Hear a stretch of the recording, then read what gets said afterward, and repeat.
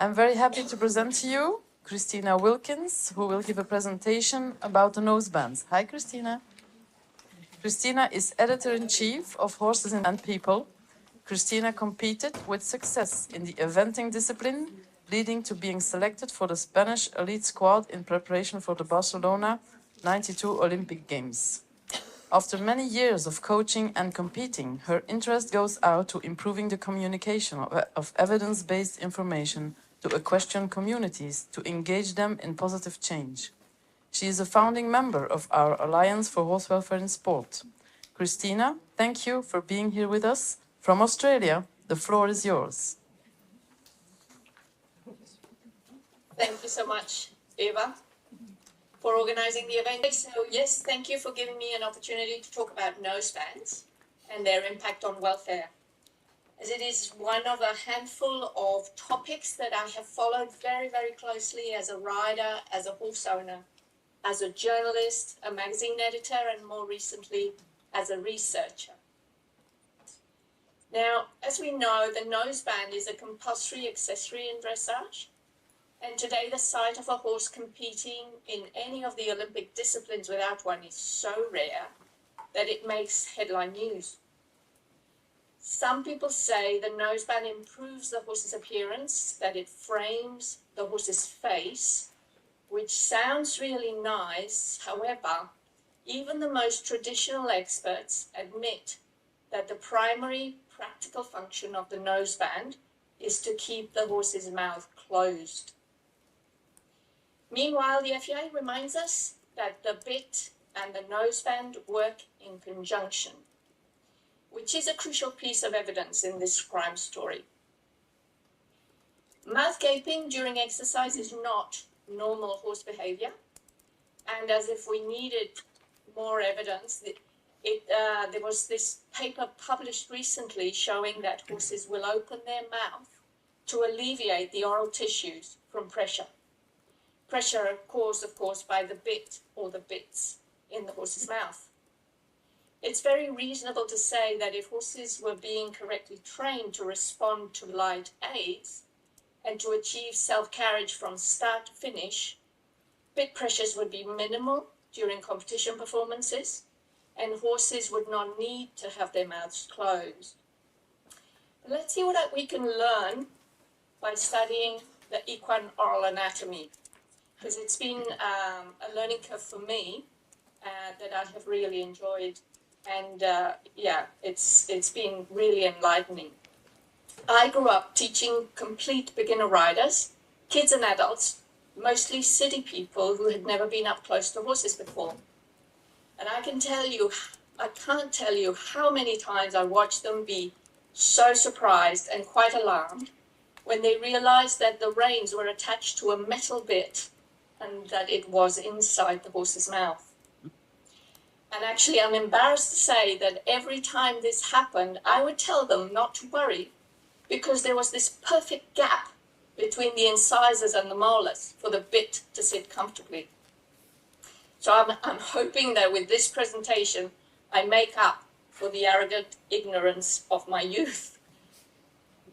Another of the welfare topics of special interest to me has been the practice of tying the tongue down to the lower mandible, which is allowed in horse racing in most countries. And I've had the opportunity to write, publish, and collaborate with scientists who knew a lot more about oral anatomy and physiology than I did, and were generous enough to answer all my questions. One of them is an equine and human dentist from Sweden, Torbjörn Lundström, who created the wonderful series of images I will show you now, and who gave me an insight into oral anatomy. Torbjörn has made a composite of photographs and radiographs so we can see past the lips and inside the horse's mouth. You can see the teeth, the premolars, the canines, and the incisors. But take a look at the top of the tongue, which is sitting against the top palate. There's a definite thickening of the tongue and a fold, a sulcus, just above the interdental space, the diastema. This illustration of the equine tongue might help. It's this bit here. Remember that as a teenager, I was thoughtless enough to tell others that the shape of the tongue and bars helped to accommodate the bit, as if God had designed it like that so we could achieve dominion over the horse more easily. But it turns out there's a biological explanation. Of course there is. Torbjörn explained that first, sensations on the tongue, like the pressure of the bit, trigger a swallowing action. Obviously, a main function of the tongue is to move food around the mouth when it enters, so it can be tasted, sorted, chewed, and swallowed. Second, the interdental space is not there for the bit. It's an opening so the horse can get rid of anything they've taken into their mouth that they don't want to swallow. Remember that horses don't vomit, so once swallowed, good or bad, it has to go through the system. So it turns out that the thickening of the tongue and the sulcus help push foreign objects out. Now, when you put a bit in the mouth, things change inside. You can just about see that the tongue now has a big indent on the top, obviously from the bit's mouthpiece. You can also see the indent in this photo, although the fleshy lips get in the way. When the rein is pulled to give a contact, you can see that the tongue is now heavily deformed. The double bridle is, of course, more of the same, but potentially twice as much space is being occupied, and therefore twice as much blood flow of the tongue is being compromised. And of course, the curb chain and mouthpiece act as a clamp on the tongue. They push against each other. There's two solid objects pushing against the tongue. But now I want to give you a different perspective. This is a section through a horse's head. It is not from that chestnut horse, but a dead one. The head was fitted with a snaffle bit and deep frozen before sections were cut with a bandsaw. Around where the red line is on the chestnut horse's head. The brown pink shape in the middle, labeled G, is the tongue. And we have the bones of the lower mandible, labeled E, and the upper palate, labeled A. As you can see, the tongue and other oral tissues occupy virtually the entire cavity. There's no room for a mouthpiece in there. This is the next section, cut slightly lower at the point where the snaffle bit lies. You can see the center joint of the snaffle has been cut slightly. It's labeled H, and you can clearly see that the tongue is deformed when the single mouthpiece is in the horse's mouth. And take note of the lower mandible, the bars of the mouth. Even before you apply rein tension, you have deformed the tongue, pressing it against the bars, and of course, if you put two bits in the horse's mouth, things are going to get more uncomfortable. This is another very useful image that comes from that is available online. It's an anatomy resource that is available online. These pockets here are the corners of the lip. So again, this section is cut approximately where the mouthpiece goes. Perhaps it's a bit low, depending on the type of bit used and how high it is placed, but it's pretty close. The red highlights the shape of the tongue, filling the space between the green, bony lower mandible, which has the shape of the bars, and the top palate. I've marked them with a thin green line. I marked the soft palate with a thin green line, and a thicker line for the hard palate, more or less. Now this green line on the very top is the famous nasal bone, the part where you would slide two fingers or a taper gauge when you adjust the noseband according to the traditional rule. And basically all of this is soft tissue, the fleshy lips, and of course the tongue is also soft tissue. These are the soft tissues getting compressed and deformed when the bit and noseband act in combination. These two dots might be interesting in the blue tongue crime scene. They are the lingual veins, and if you ask me, they're in the firing line to be compressed against the upper edges of the lower mandible. Of course, these are two major vessels, but the entire oral cavity is highly vascularized. Now consider the action of the curb bit. Here's a curb with a loose rein. You can see it from the top and from the side. And watch the mouthpiece move back, up and back when you add rein tension.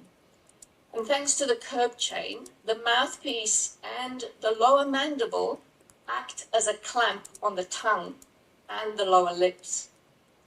Now, there is no question that maintaining that clamp tightly clamped on the tongue will restrict blood flow and cause pain. When you squash a body part between two solid objects, you're not just cutting off the blood supply, but also pressing on nerves, which will be sending pain signals to the brain. Because pain has a very important job to do, which is to motivate the horse to do something to restore the blood flow. Because if it does not improve, the tissues will start dying. There is a ton of evidence that restricting blood flow to a sensitive part of the body is very bad for its health. Impairing blood flow causes the tissues to become hypoxic. Hypoxia is a state in which oxygen is not available in sufficient quantities at the tissue level to maintain adequate healthy cell function. If it is prolonged, it can cause permanent tissue damage and necrosis. Now, this is, I found a paper online. I was looking for tongue damage in humans, and I found a paper online that reported on a bilateral tongue necrosis in a young patient as a complication of prolonged oral endotracheal intubation. Basically, the tube was left on for too long, probably incorrectly fitted, and it caused the entire tongue to die off. Now I have a picture. They included a picture of this tongue necrosis. So if you're squeamish, please look away now, and I won't keep the picture on the screen for very long. But that's what happened to the tongue. Now, we also have a lot of evidence from animal studies. And in particular, we have a lot of evidence relating to castration of farm animals. This particular paper is a review by my very good friend and mentor, Professor Emeritus David Meller, and his colleague Stafford. And one of the things that they found is that in the review, you can see this graph, which has the cortisol levels peaking. So when the lambs are castrated, either using a ring or using a ring plus a clamp. Now, the black line is showing the ring, and it shows the cortisol level peaking at about an hour from the procedure. But you can see that with a clamp, the peak is earlier. It's before the hour when it peaks. And so these are some of the physiological signs that castrate. The clamping, a very sensitive body organ, it causes a lot of pain, and it generates an ethical discussion about using pain relief for castration of farm animals. Now, just yesterday, the Swedish Veterinary Association had to make a public statement against the Swedish TV commentators who blamed the horse for giving himself a blue tongue by pushing on the bit. They also said that the rules did not include any details on what color the tongue should be, so they suggested the riders had done nothing wrong. In reality, the rules don't need to cover every organ in the body and describe what color it should be. The FEI rules clearly specify that no equipment should harm the horse. What's even more interesting is perhaps that we haven't really been paying enough attention to blue tongues. But then again, to our defense, riders are deploying two accessories to keep the tongues hidden behind a curtain. One of the accessories is compulsory, it's the noseband. It very effectively limits the amount of opening and stops us from seeing very clearly what's going on inside the mouth. This is what a heavy contact looks like without a noseband.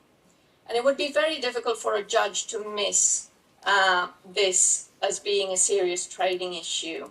This would definitely be marked down. Now notice that both riders are using mechanical levers to keep the horse's head low, because at that angle, they can pull quite hard and still remain in control. But note that the horse without a noseband has his tongue tied to the bottom jaw, revealing he's a racehorse, because tongue tying is legal in racing, and also revealing that he's probably tried to, in the past, to resolve his tongue problems by getting the tongue over the bit, and now he's being prevented from doing that. Now, without the levers, you get into this type of situation when you pull hard on an untrained horse, and this definitely doesn't win you any dressage medals. But even without a tight noseband, the horse can still part the curtains, just enough for us to see what's happening to the tongue, which is why sometimes we see the blue, we can see a blue tongue. So so the riders have come up with another accessory, which is sugar paste or marshmallow fluff. It's like adding some lace to the edges of the curtain. If you paste it on the lips, it helps cover up a few more centimeters. You can add a bit of Vaseline to make it stickier for longer, and to cover all your bases, you could even add peroxide to neutralize any tinge of red, like you do to clean blood-stained laundry, just in case the horse is unlucky enough to bite his own lip and bleed, of course, accidentally. Technically, sugar paste is not allowed, but since it only contains natural ingredients, it is not swabbable. Ultimately, if we really want to know, if we want to get a good look, we should let the horse open the mouth.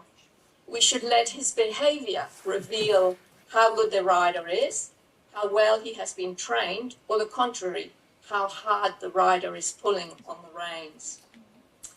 Without nosebands, dressage judges would incentivize riders to become more skilled and prioritize self-carriage. Self-carriage is achieved when the horse maintains the gait, rhythm, balance, direction, and posture without any other pressure than the rider's weight on their back. These may just be moments in time and might not be perfect, but a horse that maintains and responds to subtle changes of the rider's weight with little or no pressure from legs and reins is a product of training that has prioritized self-carriage and light aids over spectacular and powerful movement. However, if they turned up at an FEI dressage event, one would not be allowed to compete and the other would not get anywhere near a medal. Instead, we are rewarding heavy bit and noseband pressures, tense movement, and we are racing towards a social license tipping point. Researchers have been warning that nosebands are a major welfare problem and that they are masking serious training deficiencies since at least 2012, when this solution was designed and proposed to allow at least some opening.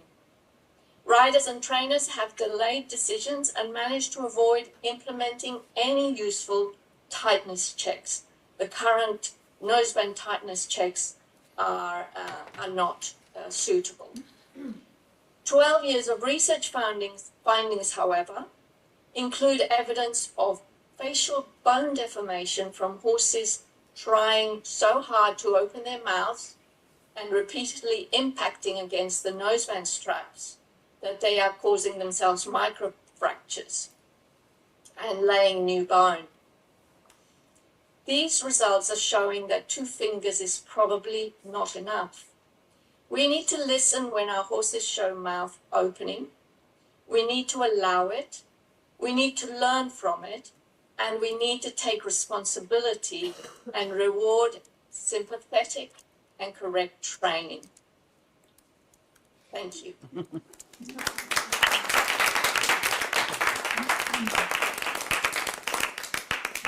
Thank you very much, Cristina. I want the FEI to know I did not pay Cristina to say all this.